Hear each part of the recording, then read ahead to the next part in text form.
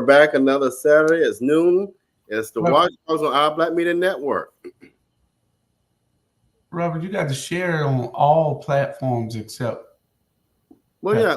No, it's all of them. It's No, all you of them. didn't. Which ones have I we just missed? did it.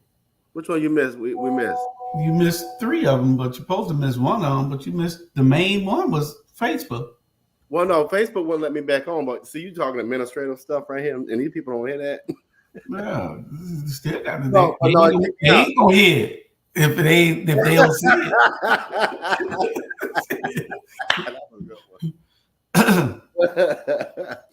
But no, but yeah, they didn't let me.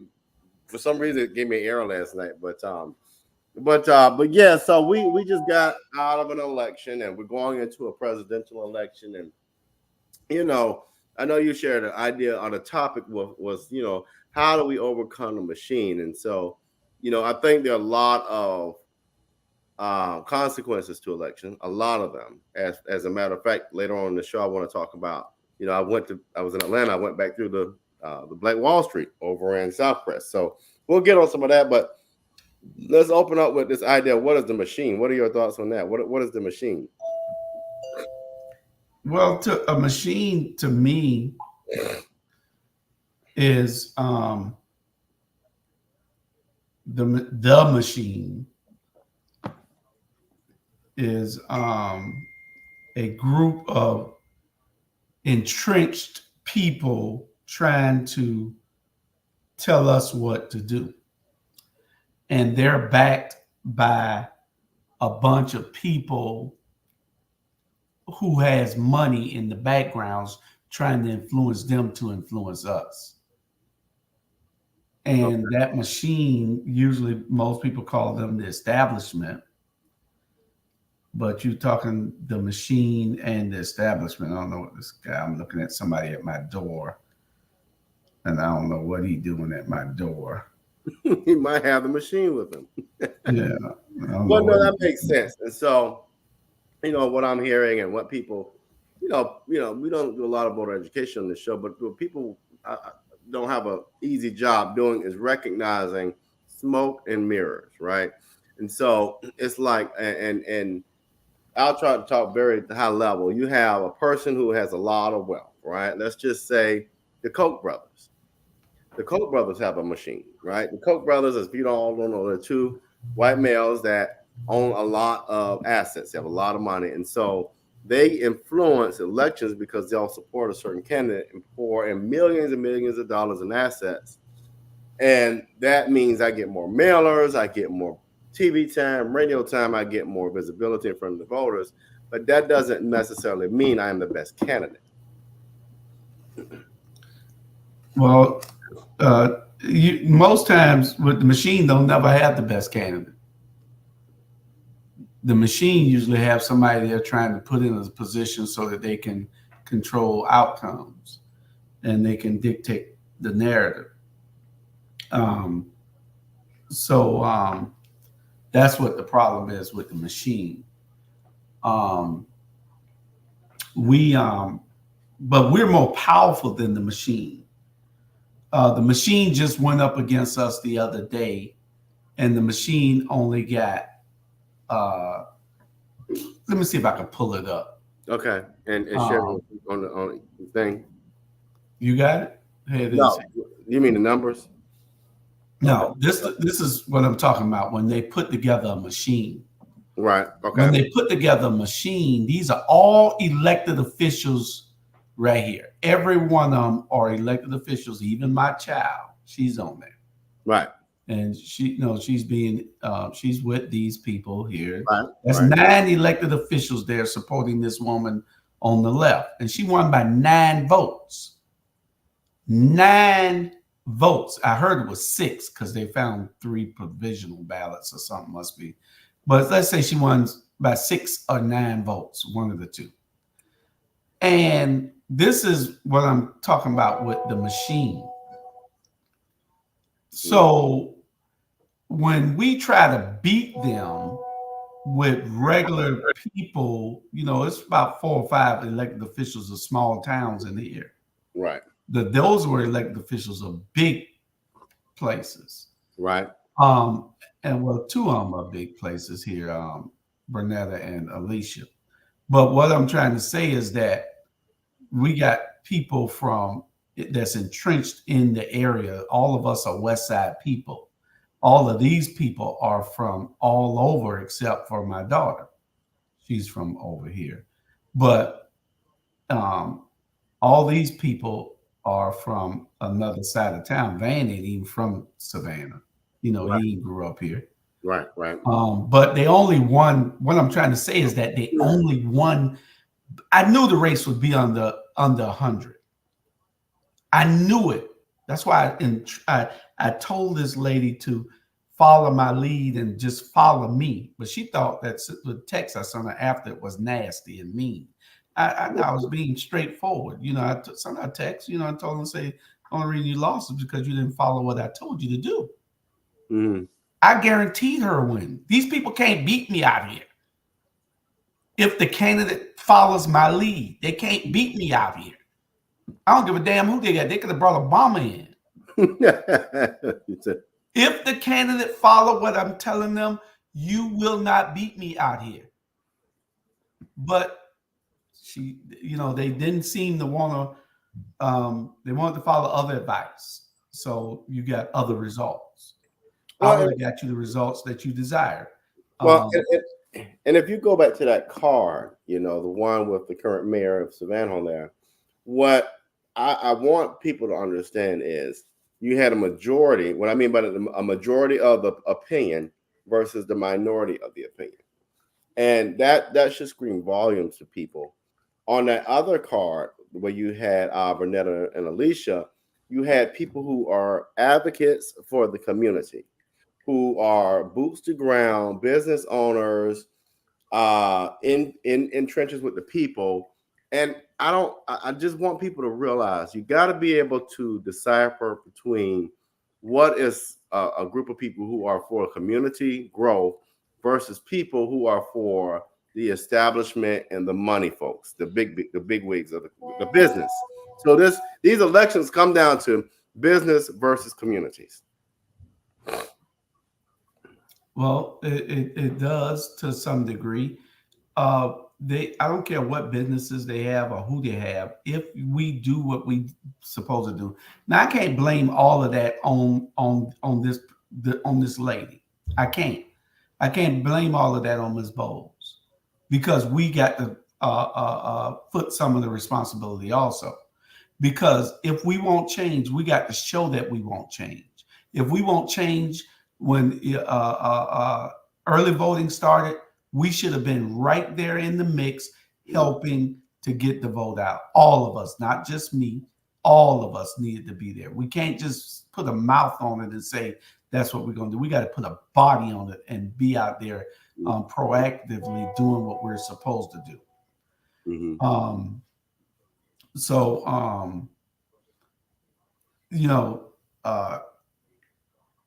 We have to put our money where our mouth is. We put our mouth where our money is, however that saying goes. We got to do something to make a difference. We can't just keep talking about it. All we're doing right now is talking. We all get in these groups and say, okay, we're going to help. We're going to do this here. But no, we should have all been there in your election. It should have been 30, 40 of us out there strong doing what we're supposed to do. We got to be able to say, hey, let's get on a van and let's drop a group of people over here and tear this neighborhood up. Tear it up is what I mean by canvassing. Let's take that group after they finish there. Let's take them to another neighborhood, 8 to 10 people, and let's put out this paraphernalia that we need to put out. We have all the tools in place to get things done now. Transportation farm. We got all we need. We got the group of people. We got the canvassers that we have to pay, but that's all we really have to pay for is the canvassers and gas and the van driver and stuff like that. But all of us who want to change, we got to come out and say, okay, let's make this change together. let's get out here and really hit the streets. Let's get out here and really be on these corners. 10 votes was all this woman needed. She could have got that off on my street. Yeah. If she came and did what she's supposed to do and knock on doors, she could have got off my street. You can't blame nobody else but yourself, because if you're not listening, see, you got to go places where there is high voter value. You can't go places where there's low voter value or no voter value. If there's no voter value out there and you done bled it for what it is, look at the numbers. If a area does not vote, then don't spend your election time in it. Do your pre-election time in it. Do your off-season election time in it. But do not do your election time in that area. You're wasting time. Go to the higher value areas and do your work. They're going to come out to vote. Those are the minds that you got to change. And you can't get this in people's mind because some people are lazy. Some people don't want to listen. Some people don't want to put the effort in. And those people, I say, don't get into this because it's not for you. I'm making notes so that we can keep track of our topics. But it's time for a commercial break. And then when we come back, one of the things I would like us to talk about are the consequences. And so, we talk about we have an establishment or those of individuals who want to maintain a status quo or keep things as usual versus those who see how keeping things as usual impacts the community in whatever ways. And so after the commercial break, let's talk about what are those consequences when we allow the machine to kind of just take over.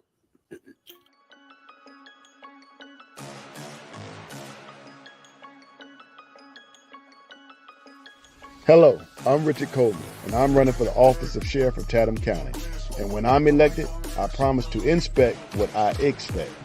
Chatham County, it's time for a change, and that change is me, Richard Coleman.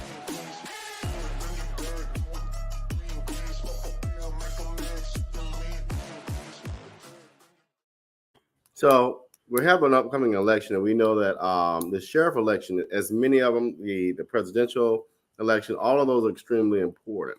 There are consequences to the elections, right? As we see in Chatham County, Savannah, Georgia, we have an arena that has been constructed right near a historically African-American Black neighborhood. And now we're calling it the Canal District, and they got all these plans, they being the establishment that then threatens that Black neighborhood because then SCAD gets full reign at that Canal District. The other part of that piece is I know Alderwoman Bernetta Lanier has a great idea on the old waterworks building, where we know that this mayor and his cronies, along with his bag of tricks, want that building to be for something not pertaining to Black communities. However, Alderwoman Lanier has a great idea to turn that building into a space like the Black Wall Street in Stonecrest, Georgia. People, you got to understand that I don't care if Van is your man, you got to understand when you vote for the Van crew, you're putting your communities behind 100 steps. And that's not a shot on his personality. His policy is horrible for Black communities. It just is. I can separate the person who's a pretty cool person, I guess, from the policymaker who is garbage. He's a garbage policymaker when it comes to our Black communities. But then when you have Bernetta Lanier who's saying, hey, let's turn that waterworks building into a space where small businesses can thrive, where our communities can have an economic driver, we've got to start listening a little closer and stop following behind people who are leading you down a rabbit hole. Yeah. I'm sharing something real quick. Okay. And while you're talking, Julius, what I'm going to do, I'm going to try to find a video of the new Black Wall Street so people can see what we're talking about. It's one thing to talk about stuff. It's another thing to find an actual visual so people can recognize and put, eyes to this thing. Have a visual image of it. Yeah. And, when I was walking through it, it's just, and I had a friend of mine with me. He was amazed to know that, wait, this is all just Black businesses. And people say, well, why you just gotta be black businesses? Why we gotta focus on black? Because we've been focusing on everybody else's stuff for years. Can we focus on our stuff and give ourselves some credit just for one time in our life? Or is that a problem? I don't understand, sometimes our folks. But let me play this and we'll come right back. Let me get it queued up here and give you a little more time to do what you're doing. But people, we've got to take a serious look at what we're doing when we go to the polls. It's no longer about hold on, Julius. It's no longer about making sure my friend and my homie or my church member, but we had to play the piano at my church, or my godfather, the godfather of my child. Get out of that mindset. Start thinking about what our communities are gaining, are losing, are becoming because of who we put in office. So let me play this clip really quick about the new Black Wall Street. This is how an election has outcomes. You get people in office who advocate for our communities and who put things like economic drivers in place. So let me play this really quick. I'm muted. I would like to get to know if it could be the girl that you took me down for. 'Cause when I look at you, I feel something tell me that you're the kind of guy that should make a move on. And if I don't let you know, then I won't be for real. I could be wrong, but I feel like something could be going on. The more I see it wrong, then it becomes so true. There ain't no other for me, it's only you. I'll be down with what you go. Wanna be down. I wanna be down. Yeah, I wanna be down. No matter the time of day and night, it's gonna be down. Wanna be down.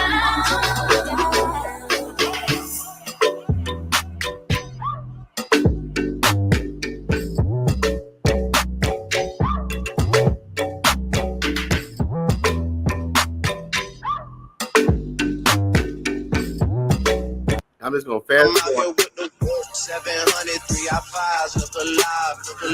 Niggas came up on this side, now they on the other side. Hi, this is Little 26, so women clothing from small to plus size. Thank you. Please come and see us. Thank Yes. you. Thank Look you. at all the beautiful quality clothes that she has. Come check her out. Thank you. Yes. You give, you can't be replaced. So go now. Do. So, that's what we do here. As you go with. We at Star Status now. Hey, Top. It's the greatest street in the world. This is Star.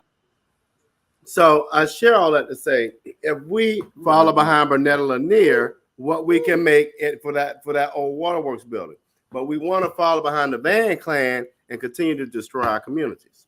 Well, and I took a whole group of y'all there. And remember, I took everybody to Atlanta, and we visited this place. Yeah. So we've been in all the shops there. I took about 13 of us on our team that I took there. And that was the idea that I had for us doing a model of that here. And that's what we want to do. We want to be able to promote Black businesses here. It's not about anything that we can't support white businesses. It's just that we're on the bottom of the totem pole where we need to start building our own and supporting Black businesses just like we support all other businesses. Mm-hmm. And that was a prime example of that place. I don't know whether the Waterworks building is big enough, but we need a big place where we can do something like that, where we can go into shops. A big Waterworks building might be big according to how much of it is. Because I don't foresee us. The one thing about Black Wall Street and Stonecrest that I don't think we need necessarily in Savannah, but I'm not the expert, but the ballroom spaces and all that, I don't foresee that being a necessary thing. But again, that's just me being anecdotal right now. Mm-hmm.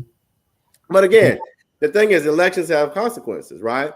We know in Atlanta, Georgia, they have Cop City being developed. Again, you have people who are for it, you have people who are against it. But if you don't go to the polls and you don't put people in place that are going to advocate for things that you think are important, then you fall victim to these issues that will plague your communities. Right Well, here in my backyard, we got the fairgrounds. Still a flop. You have somebody who's been in office over 12 years, another person over 16. You do 16 and 12 at a minimum. That's 8. That's almost 30 years. You got two people who've been in office for 30 years who can't even lift a simple project like a developing a fairgrounds area. And the people done told you what they wanted, but you still can't get it done because because the establishment doesn't want what the people want. We stall the project. and that's true. We just got to be able to come. Our biggest problem is we're not together. We need to get together and not only politically, but we need to get together uh, uh, economically. We got to be able to support each other. We got to be able to pool our monies together and get all the things done that we need to get done. We have become lazy. And Brother Umar, you know, a lot of people don't like Umar, but you got to listen to this brother. Mhm. He's telling you facts that you don't want to hear, but they're true facts. And people just have to start putting themselves in a position to listen because we can do a whole lot. We can do a whole lot together, but we've been conditioned to not want to do anything with each other. And that's our whole problem right now. Our problem is we don't want to work together. We think it's anti-American. They have us thinking, you know, they have us hating each other. We're the only race on the planet that hate each other. You know, so it's a lot that we have to do. You know, if I love to build something like that out here in Port Wentworth, where everybody would come, just like Stonecrest is not in Atlanta, Right. in the Atlanta area. So Port Wentworth is not in Savannah; it's in the Savannah area. It's part of Savannah. So just having that economic driver to come to Port Wentworth, Garden City, or any of these places. Matter of fact, Robert, they're building warehouses everywhere, and a lot of these warehouses are empty. So if we had the gumption, Yeah. to get together with some of these empty warehouses and say, okay, well, we want to rent this warehouse, and we make that out of the Atlanta Black Wall Street. Mm-hmm. You see, and we have the Savannah Black Wall Street here. You know, and we could do that all over, not just here in Atlanta and in Savannah, but we can do that all over. Jacksonville is next. It's almost like a flea market. Yeah. You know? And it's open. I think the one in Atlanta is open Thursday, Friday, Saturday, and Sunday, if I'm not mistaken. I don't think it's open Monday, Tuesday, and Wednesday. It's only open. And I'm not sure about that, but to your point, and let me say this to our businesses, and I don't mean no shout out. I don't mean to be funny about it, but you know, it will be helpful. We got to have a steady schedule. You know, some success comes with critique, and this is a critique. And I want to go back to that comment. I was going to get your comment on that. But we do have businesses where we come in and we leave and we open and close how we want. We got to be a little more strategic about that. You know, I'm not telling people how to operate because I know other factors, but we also got to be mindful that when we open these businesses, we got to be a little more consistent on how we operate, because we are not we're competing with a much bigger establishment, right? So, but go back to that comment. I definitely wanted to get your feedback on that before the next commercial break. But our weakness is that we are divided. Our strength is for us to become more united. So I agree with that. That's a loaded topic. I mean, a loaded comment there. But yeah, what are your thoughts on that? What you mean by loaded? Well, you know, I agree that the weakness is that we're divided. But you know, that has, like you said, has been a conditioned thing, and we could talk about that for all. That's a topic for all day.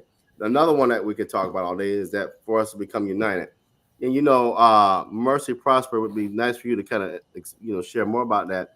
Becoming more united as a community means that we've got to each take part in listening, sharing, and wanting to share and collaborate. We don't have that. And going back to this idea of the establishment does not care anything about sharing with the less than. The establishment does not care about sharing with our young people who are out here killing each other. The establishment doesn't care about its communities. The establishment cares about getting more money in its pockets and getting more real estate and making sure that they gain, and the least of those get nothing. And so we can't become united with a philosophy like that. That's correct. The establishment doesn't want to share. They only want to take in. We're supposed to be giving. We work all day so we can pay bills. And our community, we need to have some financial literacy. We need to have some literacy on legacy literacy. Because we're leaving nothing. We had our show the other day. You want to leave a will or a bill. You're leaving your people bills instead of a will. If you left a will, you left them something in the will. It's money, or property, or something, a business. But when you leave a bill, all they got to do is go get a GoFundMe now to help bury you. They got to go and do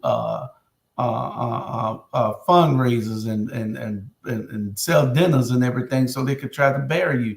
And you don't want to leave that. You want to leave something where there is a legacy. We're working toward the wrong things. We rather go spend $500 on a ticket to see Janet Jackson or Jay-Z, which is worthless. There's no value in it. We do unvaluable things that in our community. And we've been conditioned to do this. We spend money on tennis shoes when your bill for the lights are still due.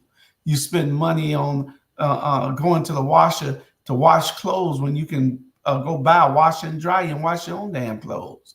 It's a lot of things that we are doing in our community that is counterproductive to our progress. Yeah. We cannot elevate ourselves out of this sunken hole until we start to understand what we should be doing. And it's a problem.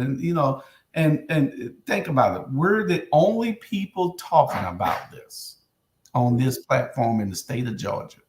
Yeah. We're the only ones. We're the only one with a platform like this. We're the only ones with our own Roku channel. We're the only ones with our own magazines. We're the only ones with 20 plus shows on all the social media platforms. We're the only ones doing these type of things. And then we're trying to get the radio station also, a digital radio station, so we can put this news out there in every way. So you can't say that you missed it. We're trying to give you that type of information. That's what it's about. That's it. All right, we're going to hop into another commercial break. One I'm really excited about. Just happy to see Patty out there doing her thing. So you all hold tight. I'm Patty Hewitt, and I'm worried about our future.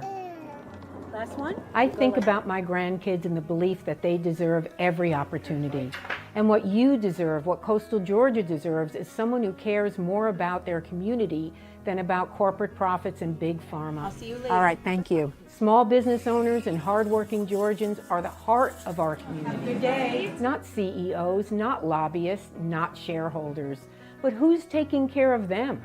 It's time to ask yourself, what do you want from your government? This is our year to stand up against what we know is wrong. No more DC politicians invading our home life. No more racism that kills dreams and spreads violence. And no more corporate greed at the expense of workers' rights and our environment. So what would be the most meaningful help to you? I've spent the last 8 years working behind the scenes, mobilizing our communities for positive change. And while that is really important work, I can't stand by and allow the same tired politicians to run this country, the same ones who've neglected the real needs of Georgians. I'm ready to take our seat in Congress so I can fight for you and your families. I vote for you. Thank you, my darling. I love you. This isn't about party lines. This is about voting for a better future for more Georgians. Enough is enough.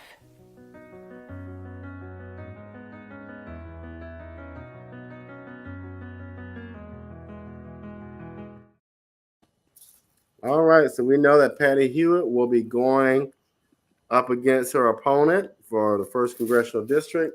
We have Joe Biden going up for the presidency with Kamala Harris as his VP.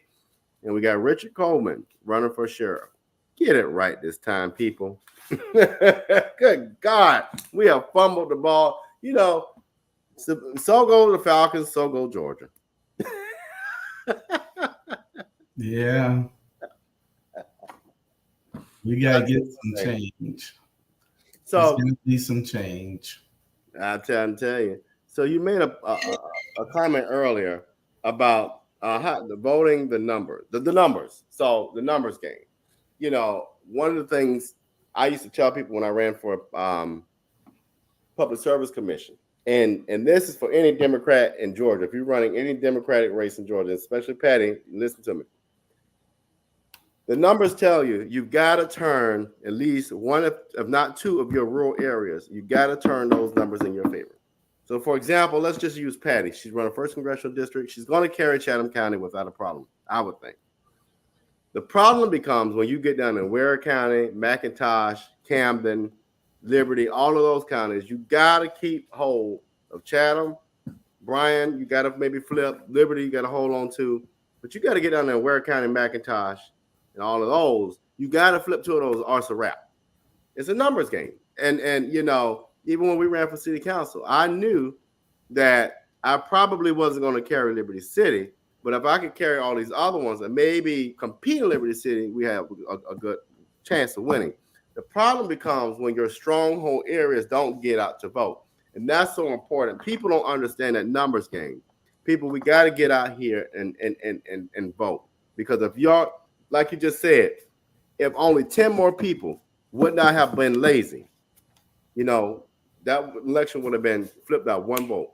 A bunch of my friends, but I wanted to inspire them by having her come out here and wave at the people, talk to them. Mr. Barbie was going to take her around to meet 30 or 40 people.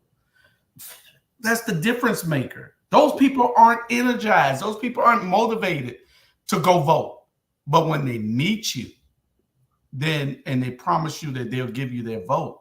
If you met 40 people and 20 of them go vote for you, that's her difference right there. Yeah. You know, you go into the supermarkets out here, there was absolutely none voter value for her in Garden City or Hudson Hill or parts of West Savannah. She could have spent her time out here and in the Highlands and won this race easily. That's why I guaranteed her a win if she listened to me. Yeah. But she did not. The last 4 days, she dodged me because she was listening to somebody else and didn't want to come do what I had for her. And I was doing it for free. That's the bad part. I don't do shit for free. Right. Well, and let's help people understand what you mean by numbers. And I don't want you to tell all the secrets, but what people fail to realize is when you have a well-established group of people who are elected, and I must say, you know, even though, and I'm going to say it out loud, you know, Marsha Buford is not the best candidate. But again, Savannah tends to run behind celebrities. We are a star-struck community. Well, if Van and Stella and them say it's right, then it must be right. Well, they just raise your taxes and your rent, and you still ain't got no plan for stormwater. So let that sink in. You still ain't got no fairground. You still ain't got nothing in West Savannah, and you still ain't gonna get nothing. But again, because you think everything is because they are in office, you think they are the experts, and you're gonna lose out. So how do we flip that with numbers? How do we get people to understand that your vote does count? Well, it's going to take, first it starts with us. See, we aren't doing what we're supposed to do. We have the mechanisms now to put in place where we could say, okay, let's meet at, everybody meet at one place and then jump on the van. And let's go canvass these areas as a team. We can do that.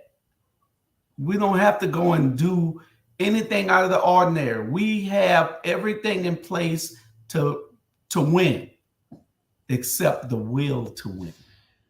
You know, we're not together. We're not organized. We have all those things in place. We have we want to. We talk about it in our circles, but then when it's time to show up, oh, I got to go over here this day. Oh, I got to go do this here. Oh, nobody's committed. Out of 10 people, then you got 7 that don't show, and you got 3 people trying to do the work for 10. Numbers are powerful. People only respect numbers in everything in the world. They only respect numbers. They don't respect anything else. I don't care what it is. If your numbers aren't right, they don't respect you. And that numbers, that means your money, or that means bodies. That's what they respect. Money or bodies only. And if you got money or you got the bodies, they have to respect you. If you don't, they don't give a damn what you think. What you think they do with our community now?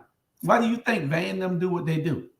Because those people understand that we are going to complain, but we're only going to complain for a very short time, and then it's going to be forgotten. We give up too easily. We do. In this community, we give up too easily. We got to be able to want to say that what I'm fighting for, I'll die for. But no, everybody's scared to die. You know? Well, you made a good point earlier too, about making sure that we put priorities in place, right?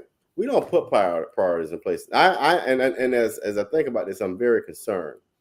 We have and I don't have anything against pastors being in office. We have way too many pastors in these elected officials, in these elected seats. One of the reasons why that's dangerous is politics and church, as we know, don't need to be together. I'm sorry if you don't like it. You don't like it, too bad. My biggest issue, and this was a conversation, this is why West Savannah missed out and will look real bad. That alcohol overlay conversation needs deeper investigation. I come from a city council district, where that's a hot topic.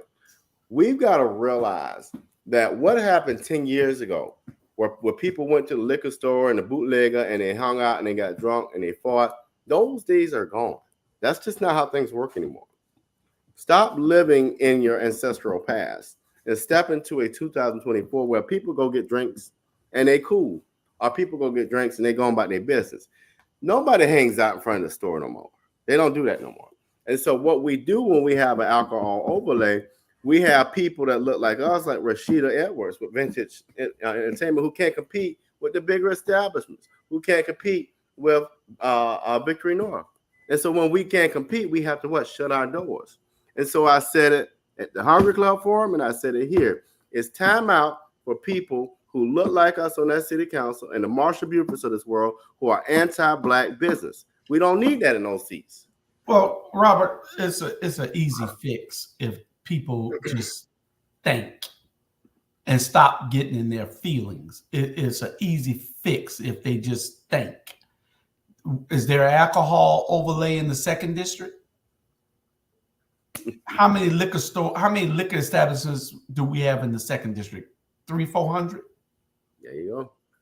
300 or 400 liquor establishments in the 2nd district. There's no alcohol overlay in that district. What they should have done, if there's a problem, and we see that there is a problem in certain districts, then what they should have required, instead of putting an alcohol overlay, what they should have done was put conditions on having to serve alcohol, like more security because of this area being prone to certain instances of violence. Right. You know, then you, instead of having 2 officers, we don't have a problem with you, but every event you must have 4. There you go. You know, put a number on it. It's an easy fix. But see, you want to restrict my economic growth so that somebody else can grow economically in that field. You want to, it don't make sense. All they got to do is just think. Yeah. That's their problem. They don't think. But let's just put an alcohol overlay on. That's the easy fix. That's the easy way to just get out of it instead of sitting there and saying, let's think about it. How do we do this here? Okay, we know that, they had one incident over there one time, I believe, at Rashida's place before she owned it. This was years ago. Yeah. And so, and then they got on there and lied, and Marsha Buford lied that they event the other day and said that they told Rashida about that she couldn't get it before that, and that there was alcohol over there. They didn't never tell that girl that. Yeah, they lied.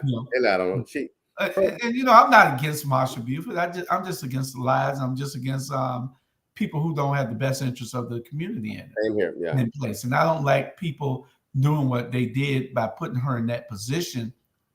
Even and I ain't talking about the county commission position. I'm talking about the neighborhood association president position. Oh, now they and Van went there and appointed her, which is damn illegal. And what Stella did the same thing in Liberty City. Yeah, with Glenda, who don't even live over here. So this is what the establishment does. Yeah, and so we got to be able to say more. See what they're counting on. They're counting on us just. They're counting on us just for us to just complain for 2 or 3 days, and then that's it. That's what they're counting on. But what we have to do is also show them that no, with our complaints, we're going to bring numbers. And with those numbers, we're going to bring a lawsuit. If you're not willing to step up and do what you have to do and show them that you mean business, they're going to laugh at you. Mm-hmm. And that's what happens. They're going to laugh at you. So we got to be able to put ourselves in a position and to show them that we mean business. We don't do that. We don't do that. And shows like this is shows that bring information to our community. And if we're not watching these shows and sharing it with somebody and telling them what we're doing, and so that they can be a part of the change, then you're not wanting change. You want somebody to keep their foot on your neck. I want to, before our next commercial break, I think, Jamal Touré, before I say this, he's hard on me a lot of times in what he says, and what he says as evidence, credence, and you got to listen to him. But he says Caucasian business owners want the alcohol because it brings them cash, money, revenue, and they can get approval. They can get the approval. That's what he's saying. Yeah, they get easy approval, as well as the East Indians, but black folks get denied. And we know this by the numbers. We have pure evidence. The numbers show us that the majority of African-American businesses in the city of Savannah, for example, are denied. I'm not going to use a bad word. What even is more interesting to me is on Victory Drive, we had a crew lounge. We do not know if you all know what crew lounge is around the nation. We had a crew lounge on one street that was already, they checked all the boxes. City council said do ABC. I did ABC and D. Got there, and we had an alderwoman lie, tell a bald-faced lie. Linda Wilder Bryan lied and said, well, the community don't want it. That was a lie because you're going to build an Aldi right next to it. And guess what Aldi sells? Wine. No, wine and beer. Y'all keep following the establishment, and the establishment are tearing down your neighborhoods. Yeah. And it's crazy that these people get away with it. Again, when Todd ran against Linda, we all should have been out there advocating for Todd. When Dietrich don't want to do what he needs to do, we should be on a bus, all out there jumping off all together and spreading out, going. Every street, knocking on doors, talking to people, getting them to understand the issues. And when you don't do that, the people aren't paying attention. They just feel like, okay, everything okay. But when you sit and you explain it to them, see, they ain't going to do that because they're just throwing money at it. We got to throw numbers at it. We got to throw power at it. We got to throw our bodies at it. You know, when we go and we advocate in these communities for change and tell the people what it is. And if you go out and you talk to the people and you go to these grocery stores, people understand it. I was at every time I go in the stores, I don't know these people. I've met them, but I don't really know them. You know, but one of my campaign models was, I'm going to know your name when I'm mayor. I'm going to know your name. You're going to know me, and I'm going to know you. If you go to these stores and you talk to these people, they will be inspired that you thought enough to stop them and talk to them. That's true. I had people stopping me yesterday. I don't know. I've seen them before, but I don't remember their names. Right. And they're asking me, am I going to run? Are you running again? Are you running again? No, I'm not running again. But I get it. Trust me, I get it. Yeah, but it's not. I'm not running again for other reasons. No, I get it. And so I'm more effective outside of being in the office. So, but you have to go and I could have brought her out here and she could have met 200 people at the grocery stores. We got a Publix right here, and a mile down the street, you got on the same street, you got a Food Line. Mm-hmm. You know, you got a shopping center full of people. You go and you talk to these people. You go into the stores and you meet people. That's what I did when I was running. I met everybody. That's why everybody knows my name. People were hollering, "Hey, Julius," yesterday. I don't know who they are. You know what I'm saying? But you have to be able to be that type of person. I told my daughter, I say, "Hey, you're spending too much time with that one person. Mm-hmm. You're spending too much time with that one person." I said, "Go meet everybody. You the mayor pro tem. Go meet everybody. Everybody should know your name before election time." Yeah. They got to know the things that you're doing so they can say, "Hey, oh, I met her. I like her. I'm going to vote." What other reason they got to go vote? You have to be personal with these people. Why do you think Van is so good? Mm-hmm. It's because Van gets out there and he talks to people. Yeah, yeah. People got to understand how to politic. If you don't know how to politic, you got to make people love you. Yeah. Listen, and which is really, it's about relationships, you know. And this is the thing I've learned, and I think you and Charlie definitely will say this. When you're running, so I've run a state and a local campaign. Statewide, you can get away with some things that you cannot get away with locally. Statewide, your goal is to energize the party. Nationwide, Biden's job is to energize the party. When it gets local, your job is to energize relationships.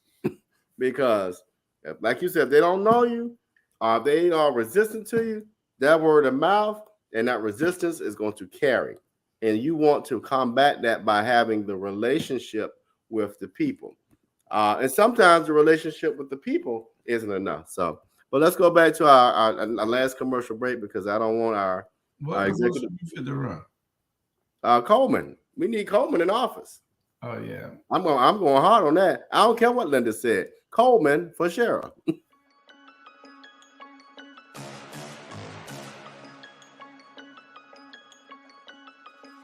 Hello, I'm Richard Coleman, and I'm running for the office of Sheriff of Chatham County.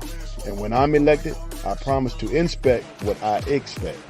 Chatham County, it's time for a change, and that change is me, Richard Coleman.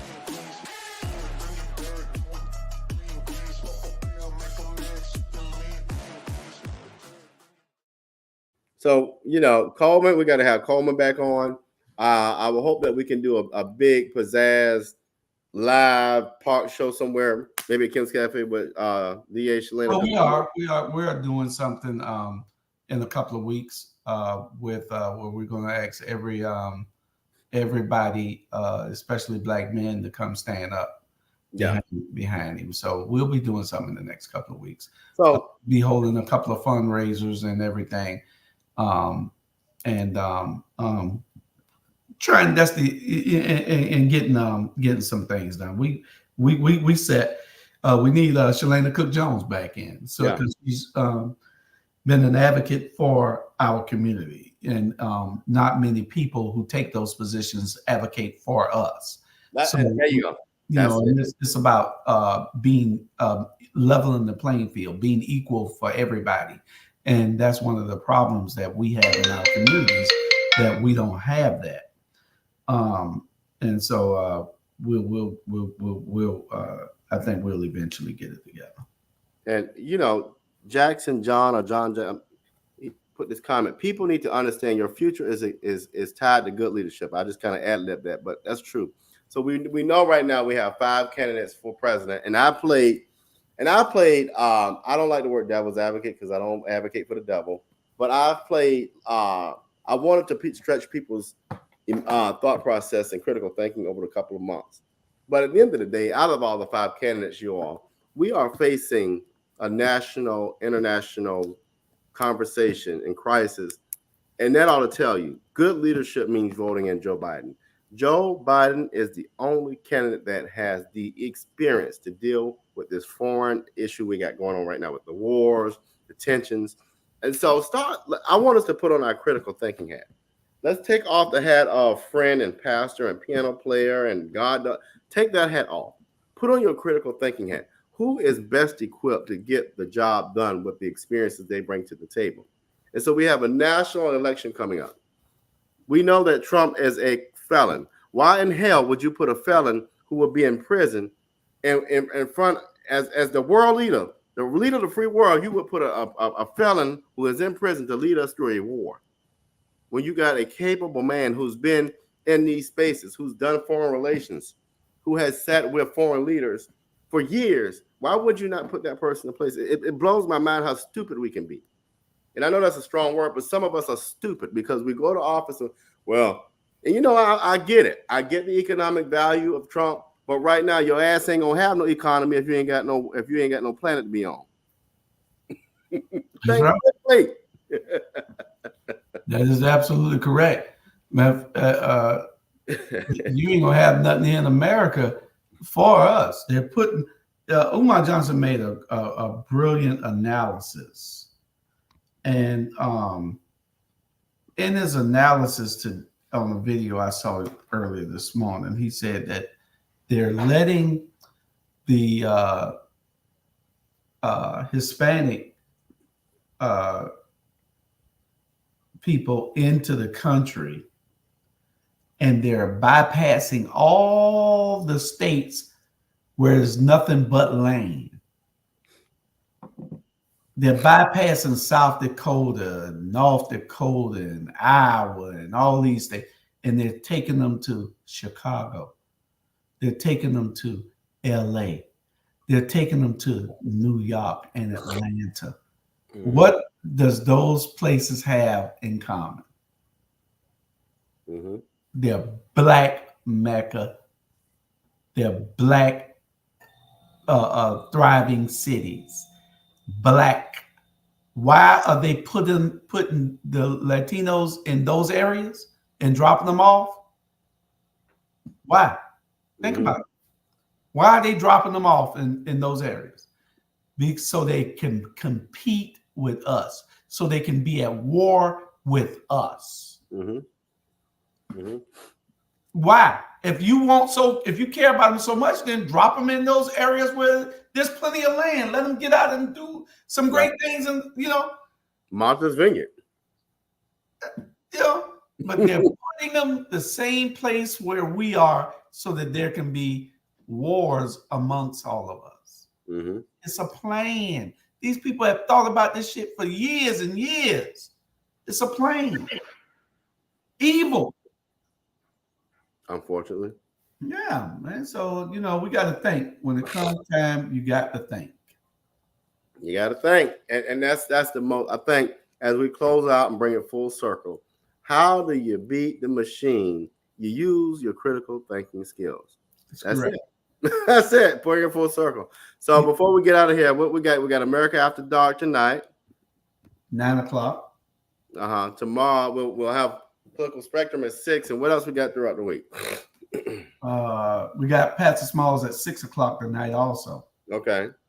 Got Pastor Smalls at 6. You got but you watch Pastor Smalls first on Saturdays. You watch him on Unity Political Action Committee page. Then you watch them the rest of the week on our page because we are Right. rerun it. That's at 6, and at 9 o'clock you got America After Dark tonight. Mhm. James they had a special guest. I think they got R. Kelly on there tonight. I So can't y'all stand watch. I can't stand y'all. I can't stand y'all. They got Michael Jackson next week, if I'm not Oh mistaken. Lord! Oh Lord! Oh my God! I think he said Michael Jackson or somebody. James is great. He's a great comedian, Man, he's on it. and y'all got to watch him. America After Dark tonight at 9 o'clock. All right. Well, we had a great time today. We'll be back next Saturday, same time, same place. Y'all have a great week, and make sure you get ready to vote and get 10 people energized to vote with you. Take care. All right.